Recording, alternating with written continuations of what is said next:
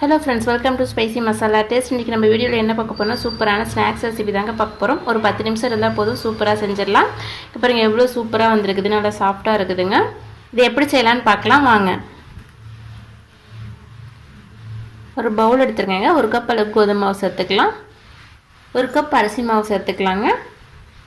இது கூட ஒரு பெரிய ஆனியனை வந்து கட் பண்ணி வச்சுருக்கேங்க. கொஞ்சம் கொத்தமல்லி தழை, கொஞ்சம் கருவேப்பிலை, கொஞ்சம் மிளகாய் எடுத்து வச்சுருக்கேங்க. அதை சேர்த்துக்கலாம். தேவையான அளவுக்கு உப்பு சேர்த்துக்கலாங்க. 1/4 ஸ்பூன் அளவுக்கு சோடா உப்பு சேர்த்துக்கலாங்க. வந்து இது கலந்து விட்டுக்கலாம்.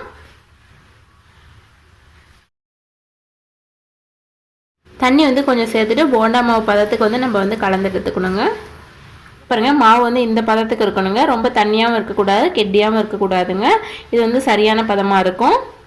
இது ஒரு பக்கம் இருக்கட்டுங்க. அடுப்பு வச்சு கடாய் வச்சு எண்ணெய் ஊற்றிருக்கேங்க. எண்ணெய் சூடாகிடுச்சு. கரைச்சி வச்ச மாவு வந்து போண்டா மாதிரி ஊற்றிக்கலாங்க. ஒரு கரண்டி எடுத்துகிட்டு இந்த மாதிரி ஊற்றிக்கோங்க. கரண்டியில் வந்து இந்த மாதிரி எடுத்து ஊற்றுனீங்க சூப்பராக வருங்க. அடுப்பு வந்து மிதமான தீயில் வச்சு நல்லா வேக வச்சு எடுத்துக்கலாங்க. ஒன் சைடு வெந்துருச்சுங்க, திருப்பி விட்டுக்கலாம். போண்டா வந்து சூப்பராக வெந்து வந்துருச்சுங்க. இப்போ எடுத்துடலாம். இங்கே பாருங்கள் எவ்வளோ சூப்பராக வந்திருக்குன்னு. இதேமாரி மீதி இருக்கிறதே சுட்டு எடுத்துக்கலாங்க. இங்கே பாருங்கள் எல்லாமே சுட்டு எடுத்தாச்சுங்க. ரொம்ப சூப்பராக வந்திருக்குது. இதேமாரி நீங்களே வீட்டில் டைப் பண்ணி பார்த்துட்டு உங்களோட ஃபீட்பேக் வந்து மறக்காமல் கமெண்ட் பண்ணுங்கள். உங்களோட சேனல் பிடிச்சிருந்தா சப்ஸ்கிரைப் பண்ணி பெல் ஐகானை கிளிக் பண்ணுங்கள். தேங்க்யூ, தேங்க்ஸ் ஃபார் வாட்சிங்.